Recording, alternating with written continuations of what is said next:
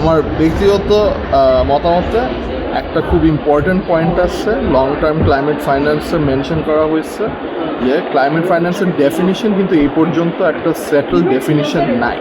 একটা operational definition আছে কিন্তু একটা সেটেল ডেফিনিশন নাই। ওরা একটা প্রোগ্রাম সাজেস্ট করছে নেক্সট 3 বছরে একটা ডেফিনিশন বানাবে, কিন্তু ওইটা এখনও উঠে যেতে পারে টেক্সট থেকে। ডেভেলপড কান্ট্রিরা চায় না যে এটা হোক, কারণ ওরা চায় যে আমাদেরকে লোন দিবে আর বলবে এটা ক্লাইমেট ফাইন্যান্স। বাংলাদেশ বলতে গেলে আসলে বেশি কিছু পাচ্ছে না। এই সম্মেলনে এবার একটা ফাইন্যান্স কপ বলা হইতেছে। এবারের মূল ডিলিবারেশনই হলো অর্থায়ন নিয়ে, কিন্তু আমরা যেটা দেখতেছি উন্নত দেশগুলা আগের মতনই আছে। ওরা এখনো মাথায় ঢুকে নাই যে ক্লাইমেট ক্রাইসিসের জন্য যে কতটুকু অর্থায়ন লাগবে ডেভেলপিং কান্ট্রি। এখন এখানে নিউ কোয়ান্টিফাইড কালেকটিভ গোল একটা ডিটারমিন করার কথা। ওইখানে হয়তো একটা আমরা নাম্বার পাবো, ওই নাম্বার হয়তো 1 ট্রিলিয়নের বেশিও হইতে পারে, কিন্তু আমরা যেটা দেখছি গত 15 বছর ধরে 100 বিলিয়নের যখন কমিটমেন্ট ছিল, ওই 100 বিলিয়ন কোনোদিন আসে। আর আমরা যেরকম একটা ফ্রেমওয়ার্ক পাবো এই নিউ কোয়ান্টিফাইড কালেকটিভ গোল, $1 ট্রিলিয়ন বললেও ওই $1 ট্রিলিয়ন আমরা দেখবো না।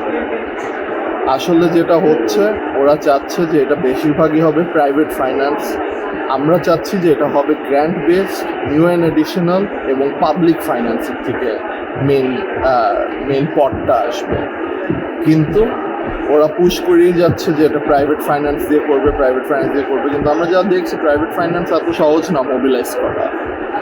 বাংলাদেশের জন্য এখন সবচেয়ে বড় করণীয় হলো বাকি ডেভেলপিং কান্ট্রি, স্পেশালি আমাদের লিস্ট ডেভেলপড কান্ট্রির দেশগুলা, আমাদের স্মল আইল্যান্ড ডেভেলপিং স্টেট, ওদেরকে নিয়ে G77 প্লাস চায়না, যেটা বড় ডেভেলপিং কান্ট্রির জোট, ওদের সাথে একত্রিত থাকা, একসাথে পুশ করতে হবে। যদি সব ডেভেলপিং কান্ট্রিরা G77 প্লাস চায়না, যেটা বড় জোট ডেভেলপিং কান্ট্রিদের, ওরা যদি একত্রিত না থাকে, আমরা দেখব যে আবার একটা এমটি প্রমিস আসবে। $1 ট্রিলিয়ন বলবে, কিন্তু $1 ট্রিলিয়ন আমরা আর দেখবো না।